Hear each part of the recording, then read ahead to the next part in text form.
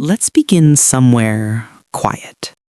Imagine the soft hiss of sand sliding through your fingers, the faint hum of cicadas in a land where the air is heavy with heat, and the wind smells faintly of river clay and burnt reeds. Now imagine this land 4,000 years ago, long before Rome was a rumor, before the pyramids of Giza had even begun to age, before any man had ever written the name India. There, in the plains of what is now Pakistan and northwestern India, a river once flowed, wide, slow, and sacred. Its waters shimmered under a sun that had no mercy, feeding fields of barley and wheat that stretched to the horizon. And along its banks, people built something remarkable, something vast, deliberate, and eerily modern. We call them the people of the Indus Valley Civilization.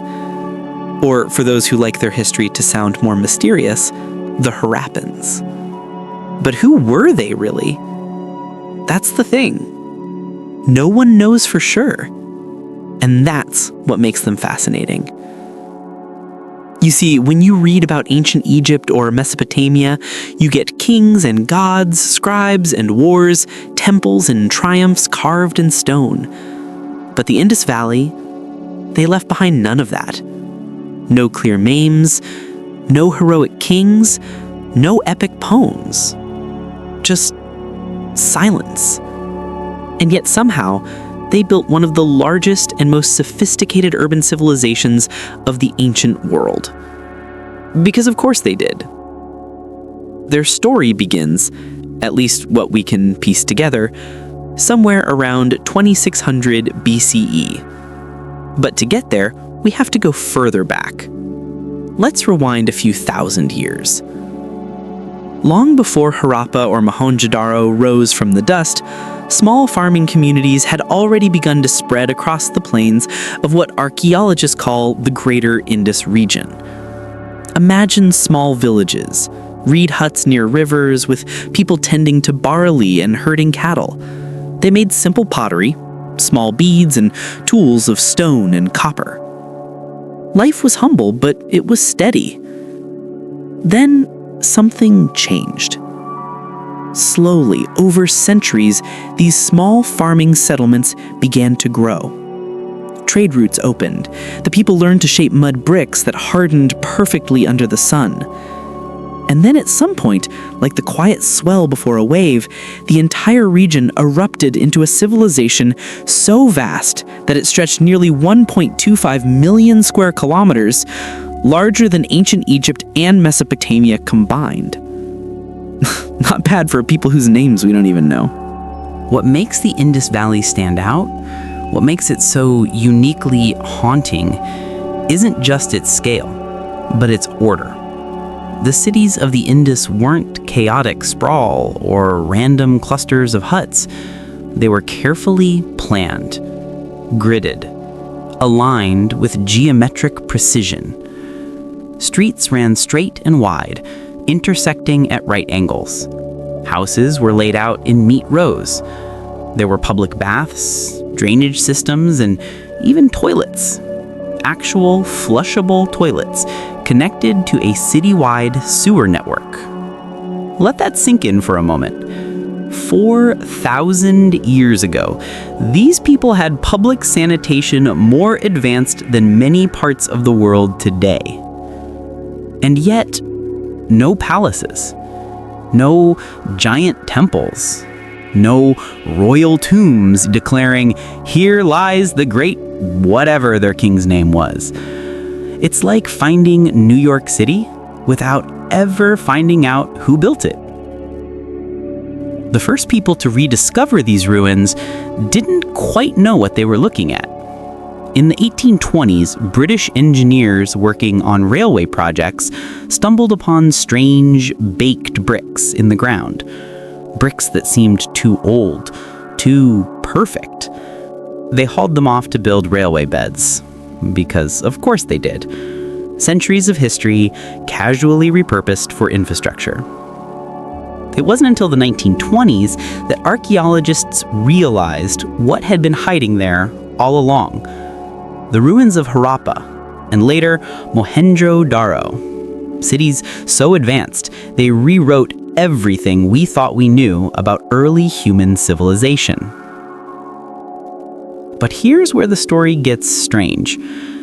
When archaeologists began uncovering these cities, they found no evidence of monarchy, no empire, no wars carved in stone, no mass graves from conquests. What they found instead was calm, orderly, consistent. It was as if the people of the Indus had built a civilization that didn't need kings to control it. A civilization run not by conquest, but by community, by shared values, perhaps, or shared trade, or maybe even something even stranger, a social system that worked so smoothly it didn't bother to glorify itself in monuments. That idea alone is unsettling. Humans don't usually do that. We like to brag. Let's step into one of those ancient cities for a moment. Say Mohenjo-Daro, around 2500 BCE. The air is thick with the smell of clay and heat. The city hums softly with the rhythm of daily life. Women in bright, dyed garments, perhaps red or indigo, walk through narrow lanes carrying jars of water. Men craft copper tools or trade beads and pottery in the market.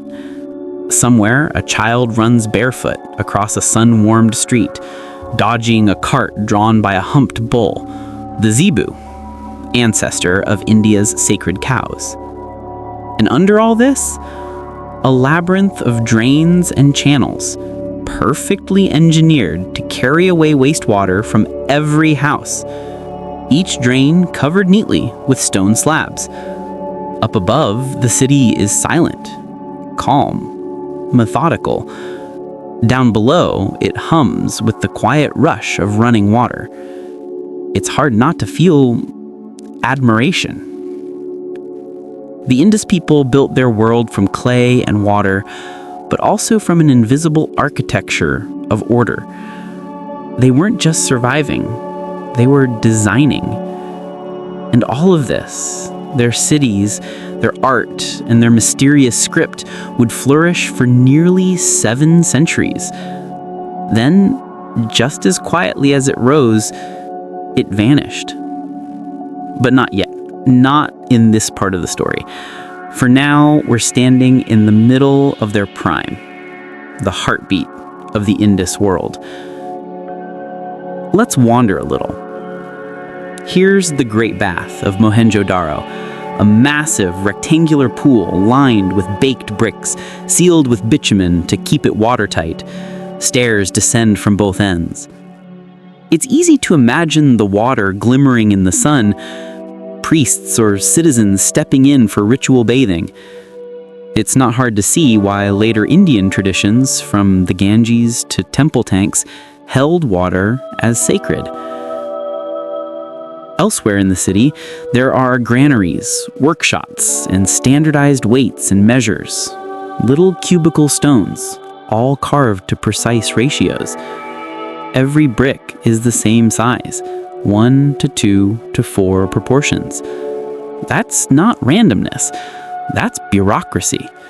The good kind. Whoever organized this civilization understood scale. They understood engineering. But they didn't seem to obsessed with power, at least not visibly. Their rulers, if they existed, were invisible, perhaps more administrators than conquerors. And in that anonymity lies their mystery. Because when a civilization leaves no kings, no gods, and no obvious reason for its own collapse, it becomes a ghost, a whisper in the archaeological record. We'll return to the living city soon, to its merchants, its trade routes that reached as far as Mesopotamia, and its people who carved seals with strange animal symbols that no one can read. But for now, let's step back one more time, beyond the dust, beyond the ruins, and ask the question that echoes through every forgotten empire. How does a civilization so vast, so brilliant, and so advanced simply vanish? The answer, as always, will come in fragments. If you were to walk through the Indus Valley around 2500 BCE, you wouldn't find towering ziggurats or pyramids scraping the sky. You wouldn't find colossal statues of rulers looking down on their subjects. You'd find balance. A city humming with quiet precision. The streets are clean, the air smells faintly of wet earth after morning irrigation, and everywhere, order. Straight streets, measured bricks, uniform seals. The Indus people had a thing for patterns. You see it in their city layouts, their pottery, even their jewelry. Tiny beads so perfect you'd think they were made by machines, not humans working with copper drills and sand. The Harappans seemed to live by one unspoken rule. If you're going to build a civilization, you might as well make it neat. And oh, did they make it neat. Each major city, Harappa, Mohenjo-Daro, Dhalavira, Lothal, Kalibangan, Ganweriwala, was like a note in a symphony. Each slightly different, but all playing the same rhythm. Cities were divided into two parts. The citadel, raised on a platform of earth and brick, maybe for administration, storage, or ritual, and the lower town, where people lived, worked, and traded. The citadel wasn't a fortress, it wasn't built to keep people out, it was built to organize life, to oversee, not to dominate. Everywhere you looked, there was evidence of planning. Even the wells were placed strategically, so that each neighborhood had its own water source. Some houses had private bathrooms, with drains that connected into a covered street-level sewage system. That's not just impressive, that's civilization in its purest form. No need for grand conquests, just cooperation, sanitation, and an apparently deep love for straight lines. Now, let's head toward the market district. This was the beating heart of the Indus cities. Not temples, not palaces, but marketplaces. That alone tells you something about who these people were. Traders carried goods in carts drawn by oxen. The wheels creaked softly on brick-paved streets. Stalls lined the sides, filled with pottery, beads, and textiles dyed in deep blues, the famous Indus indigo, still echoing in the very name, India. Merchants used small cubical stone weights, standardized down to precise ratios, 1, 2, 4, 8, 16, and so on. Archaeologists found hundreds of them, identical across cities hundreds of kilometers apart. That means regulation, possibly even a shared system of commerce or government. A civilization of accountants, before they were empires of kings. They also left behind seals, small carved squares of steatite, each with an image and short inscriptions in the still undeciphered Indus script. You'll see seals showing bulls, elephants, unicorns. Yes, unicorns, because apparently even 4,000 years ago, people liked mythical creatures. Each seal likely marked ownership or identity, maybe used for trade goods or official documents. But what those tiny symbols say, no one knows. And that's the thing. The Indus script has been found on thousands of objects, seals, pottery, tools, even on copper tablets. The symbols are neat, deliberate, and consistent. But because they're short, just 4 to 8 characters long, and we have no bilingual text to compare them with, no Indus version of the Rosetta Stone, they remain stubbornly silent. The Harappans were talking, we just can't hear them. It's a strange feeling. To look at a script you can't read, knowing it hides an entire worldview. The names of their gods, their laws, their stories, all locked away in symbols that refuse to yield. somewhere in those signs could be the name of the person who first planned Mohenjo-Daro's streets, or the woman who designed those perfect beads, or the poet, if they had poets, who wrote about the river's floods or the summer monsoon. All of them are gone, their words trapped in silence. And yet, their handiwork endures. Let's step inside one of their homes. A Harappan house wasn't lavish, but it was comfortable. A courtyard at its center, rooms opening onto it. The walls were made of baked brick, strong and smooth.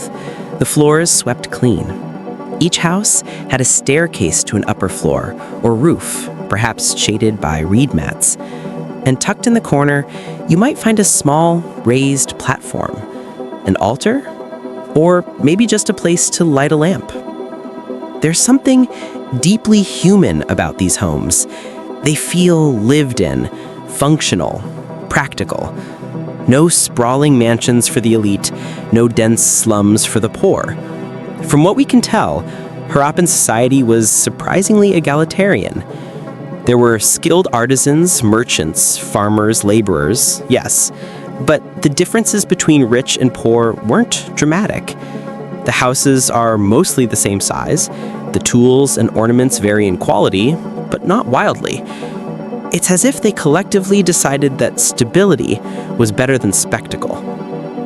And honestly, that might be the most revolutionary thing about them.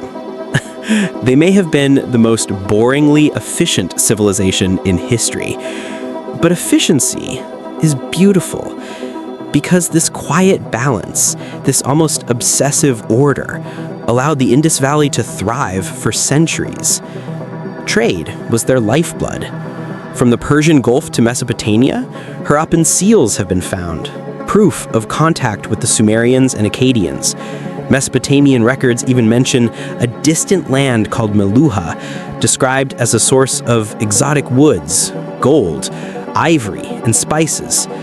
Scholars think Meluha might have been the Indus Valley itself. Imagine a Harappan ship, broad, flat, made of teak or acacia, setting sail from the port of Lothal, its deck piled high with cotton cloth, carnelian beads, and jars of sesame oil. The wind carries it down the Gulf of Combat, across the Arabian Sea, toward the cities of Ur and Sumer. Somewhere in a Mesopotamian market, a merchant unwraps those goods and marvels at their precision. Tiny beads drilled so perfectly you can barely see the hole. And he wonders who made them. The Harappans didn't just build cities, they built connections. Trade routes snake through mountain passes into Afghanistan, where they mined lapis lazuli, that deep blue stone later treasured by the Egyptians. Other caravans crossed into the Iranian plateau, exchanging metals and ideas. It's easy to imagine a vast network of merchants, artisans, and farmers, all coordinated by some unspoken system. But here's the strange part. We don't know what kind of government made it all possible. No clear palaces, no inscriptions of kings, no monuments to divine rulers. And yet someone, or something, kept the entire machine running. Maybe it was a council of elders, maybe local leaders, maybe a priestly class that oversaw ritual and trade. Or maybe, and this is the most radical idea, it was decentralized. A civilization that governed itself through shared standards rather than centralized power. It's almost futuristic. Pause. The soft ticking of water droplets falling into a basin. The Indus people also had an intimate relationship with water. You see it everywhere. Wells, baths, reservoirs. Cities were often built near rivers or on elevated ground to manage floods. In Dolavira, engineers constructed massive water tanks and channels to store monsoon rain. They didn't fight the elements, they worked with them. Every monsoon was both a blessing and a threat. The rain brought fertility, but also floods, and yet they adapted with precision, patience, and planning. their entire civilization seemed to flow with the rhythm of the rivers, which is why, when those rivers began to change, everything else would too. But that comes later. For now, in this part of the story, the Indus world is at its peak. Connected, ordered, thriving. Music softens to a gentle hum, like wind over plains. A potter's wheel spins in a steady rhythm. A woman strings beads for trade. A child laughs as he pours water from a clay jug into the drain, watching it disappear beneath the street, proof that even ancient civilizations appreciated good plumbing. And above them all, the sun sets red over the river. The same river that gave them life. The same river that will, someday, take it away. If you were to ask an ancient Egyptian who ruled his world, he'd point upward to Pharaoh, the living god. If you asked a Mesopotamian, he gestured toward his ziggurat, towering over the plain like a mountain of baked clay. But if you asked a citizen of the Indus Valley, assuming you could, and assuming you could understand their language, the answer would be far less clear, because in the ruins of Harappa and Mohenjo-Daro, there are no statues of kings, no colossal temples, no inscriptions declaring divine authority. It's almost as if the people of the Indus didn't need to make gods visible. They lived their faith quietly. Let's start with the most famous one, a small steatite seal just a few centimeters wide. On it sits a figure, cross-legged, surrounded by animals, elephants, tigers, buffalo, rhinoceroses. The figure wears a horned headdress with 3 faces, maybe. Archaeologists named him the Pashupati seal, meaning Lord of Beasts. If that name sounds familiar, it should. Pashupati is one of the titles later given to the Hindu god Shiva, and so for over a century, scholars have argued, was this the earliest form of Shiva, or was it someone else entirely, a different god from a world that existed long before Hinduism ever took shape? No one knows. But one thing is certain, whoever he was important. This image appears in multiple variations: the seated figure, the horned crown, the meditative posture, a being both serene and powerful, both man and nature. It tells us something profound, that the people of the Indus Valley revered balance between human and animal, civilization and wilderness, body and spirit. Now, imagine walking through a Harappan neighborhood at dawn. The air is heavy with the smell of damp clay and smoke from the previous night's hearths. Somewhere, a woman kneels before a small altar in her courtyard, perhaps a brick platform where she's placed a few figurines. Little goddesses made of clay, round hips, narrow waists, sometimes with elaborate headdresses or jewelry. They've been found in nearly every city, in hundreds of forms. To some, they represent the mother goddess, the embodiment of fertility, life, and renewal. To others, they're just children's toys. Archaeology, unfortunately, doesn't come with instruction manuals, but let's imagine, softly, respectfully, that these figurines were part of daily ritual. Maybe a woman prayed for a healthy harvest, a safe birth, a strong family.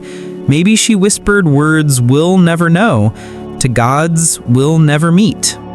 The Indus faith seems to have lived not in temples, but in homes, in courtyards, in small altars, in the spaces where life and work intertwined. That tells us something about their worldview, that the sacred wasn't far away or unreachable, it was woven into the fabric of ordinary life. They also seem to have venerated nature itself, trees, animals, rivers. Many seals show a sacred tree, often the peepal or fig tree, with worshippers beneath it. Animals, bulls, elephants, rhinoceroses, and unicorns appear not as prey, but as symbols, each one precise, almost reverent in depiction. And among them all, the bull reigns supreme. Massive shoulders, proud horns, strength and fertility made flesh. The bull later becomes sacred in Hinduism as Nandi, Shiva's mount. It's hard not to wonder if that connection began here, thousands of years earlier, on the banks of the Indus. The more we look, the more the Indus world feels familiar and alien at the same time. There's spirituality, but no dogma. Symbols, but no sermons. Faith, but no fanaticism. Their art is consistent, precise, small scale, meant for hands, not horizons. It's as if they believed that meaning didn't need to shout to be sacred. And then there's water. Again and again, the theme returns. The Great Bath of Mohenjo-Daro wasn't a swimming pool. It was likely ritual, a place to purify, to renew. Its design speaks of ceremony, a raised platform, steps descending from either side, bitumen sealing the floor to keep the water contained. In that silent pool, you can almost hear the echo of later Indian traditions, ritual bathing in the Ganges, temple tanks, the sacredness of water as both destroyer and giver of life. Water connected the Indus people to the divine and to one another. Now, about those mysterious animals on their seals, the unicorn, for example. It's one of the most common symbols, even though unicorns don't exist. Some think it's not a unicorn at all, but a stylized bull seen from the side. Others believe it's a symbol of purity, leadership, or trade guilds. But maybe, and this is the fun part, it was simply their logo. The Indus people were branding specialists before marketing was a thing. Picture a merchant stamping his goods with a seal bearing his city's emblem, a unicorn for Mohenjo-Daro, a bull for Harappa, a rhinoceros for Kalibangan. Each symbol a quiet declaration of identity across vast trade routes. That's not religion exactly, but it's spiritual in its own way. Belief in connection, in shared meaning. They were organized to the point of transcendence. But even organization has its poetry. In every artifact, there's a touch of art. The curve of a terracotta figurine, the polish of a bead, the precision of a carved line. They didn't just make tools, they made beauty functional. Their jewelry, for example, delicate gold ornaments, carnelian and agate beads, shells from the Arabian Sea, lapis lazuli from Afghanistan. It's as if the whole world was threaded together and worn around the neck of a Harappan woman. Beauty for them wasn't luxury, it was order, it was harmony. Even death, it seems, was approached with quiet restraint. The Indus people buried their dead in simple graves. A few pots, a shell, maybe a bead or two. No towering tombs, no afterlife manifestos carved in stone. Their silence in death mirrors their silence in life, measured, humble, serene. It's easy to romanticize them, of course. Maybe they weren't as peaceful as we imagine. Maybe they fought, argued, schemed, as humans do. But what they chose to leave behind paints a picture of balance. A society that prized stability over ambition, ritual over conquest, continuity over chaos. And perhaps that was their secret strength, but also their eventual weakness.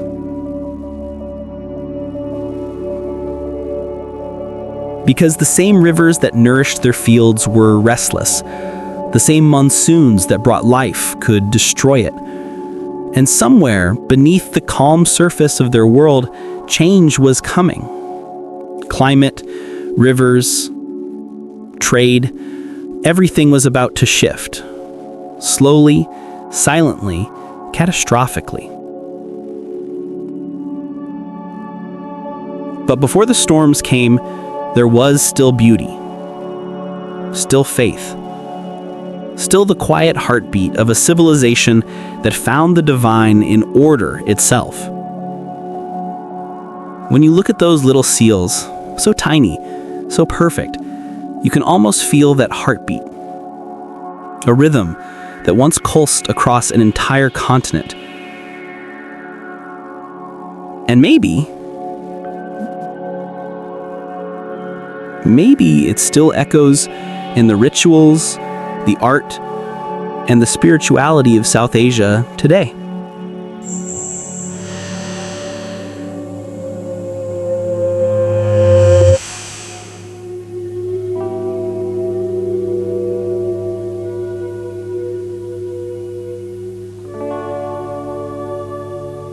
If you were to walk through the ancient streets of Mohenjo-Daro around 1900 BCE, you might have sensed something. Not panic, not chaos, just an uneasy stillness. The merchants still laid out their goods, the brick kilns still burned faintly, but the chatter had quieted.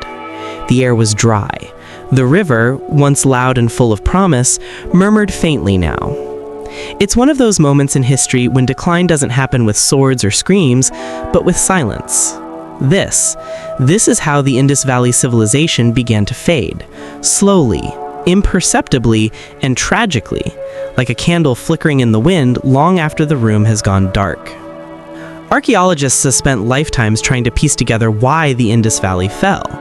There was no Pompeii-style explosion, no invading army carving its name into the stones. The fall of the Harappan world was not one event, but 1,000 quiet cracks. One theory, and perhaps the most haunting, is that the very rivers that had given them life betrayed them. The Saraswati, a mighty river once worshipped as a goddess, began to dry up. Satellite imaging in the late 20th century revealed long, ghostly channels beneath the sands of Rajasthan. The traces of what was once a vast waterway now vanished. Without it, cities like Kalibangan and Banawali would have found themselves stranded, their wells running dry, their crops wilting under the merciless sun. When your life depends on the rhythm of the monsoon and the mercy of the river, a small shift in climate is not a problem, it's an apocalypse in slow motion. Another theory speaks of earthquakes. The Indus region lies in a tectonically restless zone. Imagine a tremor. Subtle at first, rippling through the plains. A few walls collapse, canals shift, the river changes its course. The people adapt. They always did, but the cumulative toll grows heavier. Infrastructure that once flowed seamlessly begins to falter. A city built on precision can only bend so far before it breaks. And then there's climate. The monsoons that once swept generously across the subcontinent began to retreat northward. Studies show a marked decline in rainfall around 2000 BCE, the earth itself beginning to whisper, "Enough." The old fertile floodplains began to dry up. Farmers packed up their tools. Crops failed, granaries emptied. People migrated, moving eastward toward the Ganges or south toward smaller settlements in Gujarat. Civilization, like a great tide, ebbed away quietly into the sands. It's almost poetic how an entire world built on water might have drowned in its absence. But, of course, as with all collapses, human decisions played their part too. Trade networks that had once spanned from Mesopotamia to Gujarat began to crumble. The Mesopotamians stopped receiving Indus seals and beads around 1900 BCE. They called the mysterious land Meluha, but suddenly, Meluha went silent. When trade ceases, specialization fades. The artisan becomes a farmer again. The great cities, once throbbing with activity, turn into ghost towns. People abandon the planned grids and smaller, less organized settlements begin to appear. It's as if the society was fragmenting, from an elegant script into scattered letters. And here's where the tragedy deepens. We have no written testimony. No lamentation of kings, no desperate prayers carved into stone, no final decree. The Indus people left behind thousands of seals and symbols, but none tell us their story. Their script remains undeciphered. We don't know what they called themselves. We don't know their gods, their heroes, their fears. All we have is their silence. In one haunting layer of excavation at Mohenjo-Daro, archaeologists found several skeletons lying face down in the street. Early researchers thought they might have been victims of a massacre, perhaps an invasion. But later analysis revealed no evidence of weapons, no burning, no conquest. They may have simply fallen where they stood, perhaps victims of famine or disease. It's the kind of image that stays with you. People dying not in battle, but in quiet resignation. A world once full of symmetry and order, now overrun by time and dust. And so, the Harappan world unraveled, not with a bang, but with a whisper. By 1300 BCE, most of the great cities were gone.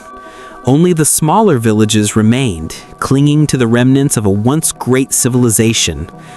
The brickmakers had stopped shaping their perfect rectangles. The seals were no longer pressed. The baths were dry. What was once 1,000 cities of light became a memory. But here's the strange part. The Indus Valley did not die completely. It dissolved like ink in water, spreading its influence across time.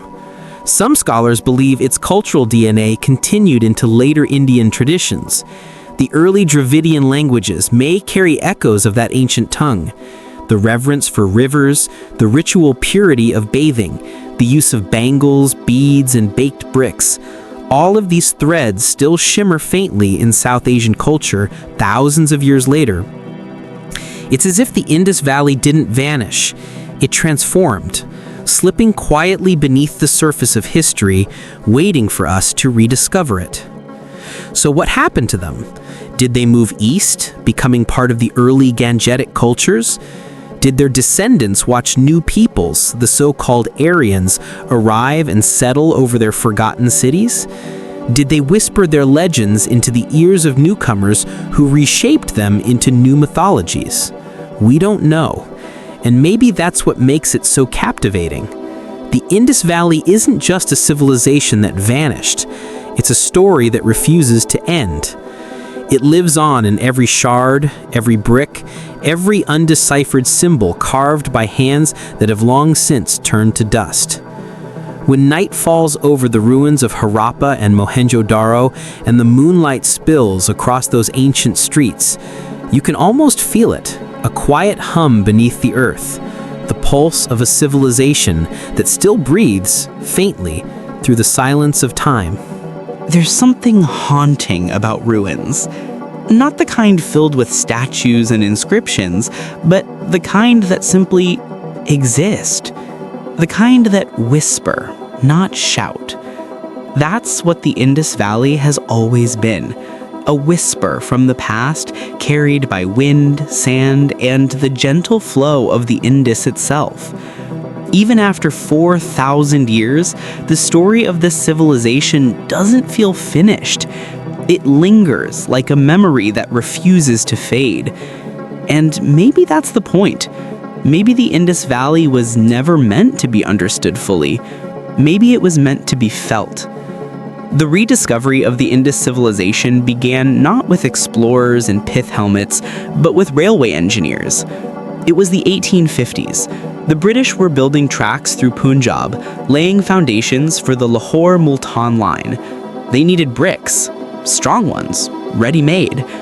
And there, in the mounds near Harappa, they found thousands of them, perfectly baked, standardized, ancient. So they took them. They built railways out of the bones of an unknown civilization. Because, of course they did. It wasn't until the 1920s that archaeologists like Sir John Marshall and R.D. Banerjee realized what they had stumbled upon. Not a forgotten outpost, not a minor kingdom, but a full-blown civilization, one that predated Egypt and Mesopotamia in many ways. Imagine their disbelief. Here was a world with plumbing when much of Europe was still figuring out fire pits. A world with planned streets and public sanitation, yet no kings, no empires, no monuments shouting about divine rulers. It was history's quiet genius, civilization without ego. When we look at the Indus Valley today, we see more than bricks and drainage channels. We see a mirror, a reflection of human potential balanced with humility. This was a people who built in harmony with their environment, not against it. Their homes were designed to catch the breeze, their streets aligned with the sun. No sprawling palaces, no conquering armies etched into walls, just people, living, trading, bathing, breathing. They remind us that civilization doesn't need grandiosity to be great, that progress doesn't require conquest. And in a world where the loudest often drown out the wise, the Indus Valley whispers the opposite truth, that silence, too, can be strength. It's strange, though. For all our satellites, sensors, and decoding algorithms, their script remains a mystery. Thousands of tiny seals etched with elegant symbols, animals, humans, abstract signs, none of which we can read. It's as if they spoke a language meant only for themselves, never for us, a secret they carried with them when they left. Some believe the language survives, faintly, in Dravidian roots, in Tamil, in Brahui, in echoes that stretch across millennia. Others think the code was purely symbolic, perhaps religious, maybe even mnemonic. But maybe, and this is just a thought, maybe it's not meant to be read. Maybe it's meant to remind us that not everything in history exists to be solved. Some things exist simply to remind us that there were once people here, thinking, feeling, dreaming, just like us. Every time the monsoon sweeps across Sindh, rainwater fills the streets of Mohenjo-Daro again. The ancient bricks glisten. The drains, silent for 4,000 years, carry the water once more. For a brief moment, the city comes alive, breathing through the rain. It's a haunting image, the ghosts of an entire civilization washing their streets again under a monsoon sky. And maybe that's how the Indus survives, not as a ruin, but as a rhythm. In every rainfall, in every brick wall, in every ritual bath, in every river that refuses to stop flowing. Their legacy is not conquest or empire. It's balance. They showed us how a society could thrive without hierarchy, how urban life could exist without arrogance, how people could build greatness quietly. In the end, maybe that's why we're drawn to them. Because in their silence, they remind us of something we've forgotten, that progress doesn't need noise, that true civilization might not be about power, but about peace. And perhaps that's why, even now, under the glow of a laptop screen or the hum of a midnight documentary, you can still feel them. The hum of the Indus, the echo of a forgotten people who built something extraordinary, and then simply walked away. There's a peculiar kind of stillness that lives in the ruins of old civilizations. It's not emptiness, it's patience. The Indus Valley sits in that patience, as if it knows something we don't, something about how time works. When you stand on the mounds of Harappa or Mohenjo-Daro, there's no grandeur left, no gold, no statues, no great inscriptions screaming for remembrance. Just layers of baked brick and the scent of dust baked under a relentless sun. And yet, somehow, that's enough. Because here's the quiet truth. The people who built these cities weren't trying to be remembered.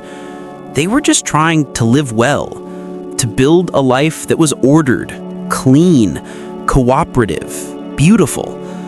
They weren't obsessed with legacy, and maybe that's why theirs has lasted so long. Every civilization, sooner or later, becomes a story. Egypt became a story of pyramids and kings. Rome became a story of empire and ambition. The Indus Valley, it became a story of silence. But silence isn't absence. Silence is depth. For thousands of years, the Indus slept under layers of earth, waiting for the world to grow curious again. And when we did, when we brushed off the dust and realized what we had found, we discovered not a legend of conquest, but one of quiet mastery. Their cities weren't designed to impress gods or intimidate enemies. They were designed to make life better for ordinary people. Every street lined up with the wind. Every drain carefully sloped for perfect water flow. Every brick uniform, as if they'd agreed, silently, collectively, that precision mattered. You can feel that logic still, embedded in the soil. They weren't loud, but they were deliberate. Every choice, from the angle of a wall to the depth of a well, spoke of care. And isn't that civilization at its core? Not the noise, not the crowns, but the care. Think of what they left behind. 1,000 undeciphered symbols, a script that still refuses to yield. Somewhere in those tiny, perfect carvings, there might be a lullaby, or a merchant's ledger, or a prayer, or a love letter. We'll never know. But maybe that's the beauty of it. Because in an age obsessed with preserving every word, every post, every fleeting thought, the Indus Valley reminds us that not everything needs to be explained. Some things are allowed to fade gracefully into mystery. Their story doesn't ask us to understand. It asks us to listen to the wind that still moves between their walls, to the quiet pulse that lingers in the stones, to the realization that thousands of years ago, humans had already figured out how to live together, cleanly, cooperatively, peacefully. And then they just stopped. No grand collapse, no final war, just time moving on, like a river changing course. When the rains fall over Sind and the water slides through the old drains again, it feels like a ritual, a small resurrection. And if you close your eyes, maybe you can hear it. The murmur of traders, the laughter of children, the rhythm of potters shaping clay. A whole world briefly reborn through memory. That's the strange thing about history. It doesn't die. It waits. Sometimes it waits thousands of years beneath dust and silence until someone, somewhere, remembers to ask, who were they? And when we ask, the Indus answers, not in words, not in language, but in feeling, in the shape of a brick, in the trace of a canal, in the way a city once fit perfectly with the sun and the wind.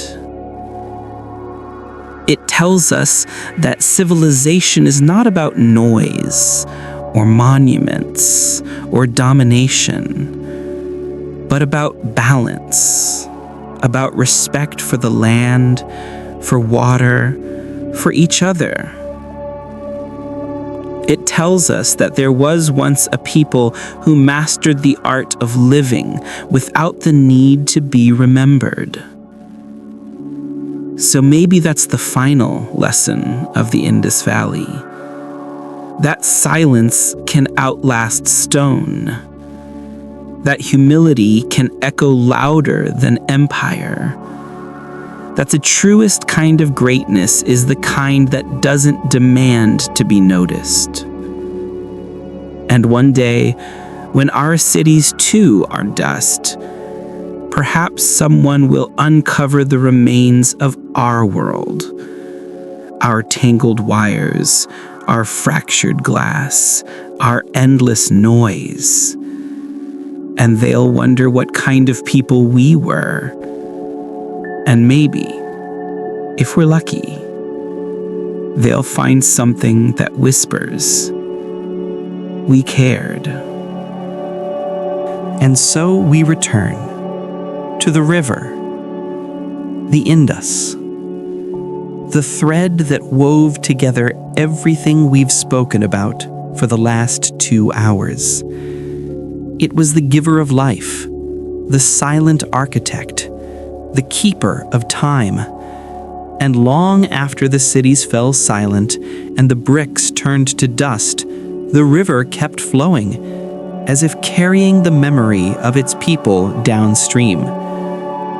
If you listen carefully, you can almost hear them in it, the potters and brickmakers, the traders and farmers, the children splashing in the baths. The river remembers what we forget, because water is like memory. It never really disappears. It just changes form. When the first archaeologists brushed away the dust from Mohenjo-Daro, they thought they were uncovering the past. But maybe they were uncovering the future. A reminder of what civilization could be when it values harmony over conquest, craft over chaos, community over ego. The Indus people didn't build empires. They didn't carve their names into mountains or fight wars for glory. They built cities where the sewage system was more advanced than the palace. They built neighborhoods where everyone had access to clean water and open space. They built peace, and then, quietly, gracefully, disappeared. What kind of people do that? Maybe the kind who understood that civilization isn't something you show off, it's something you practice. It's strange, isn't it? We live in an age obsessed with remembering. Every photo, every message, every second backed up to the cloud. And yet, the most peaceful civilization in history left us almost nothing but ruins. No kings, no names, no stories, just the outline of a world that worked. Maybe that's the most beautiful ending a civilization could hope for. Not destruction, not legend, just peace. Because in their quiet vanishing, the people of the Indus Valley left us something greater than stories. They left us questions. Questions about who we are when we stop needing to be seen. Questions about what progress really means. Questions about what happens when humanity learns to live in balance and then just lets go. There's a line from an old Indian proverb: "Rivers do not drink their own water. Trees do not eat their own fruit. Clouds do not swallow their own rain."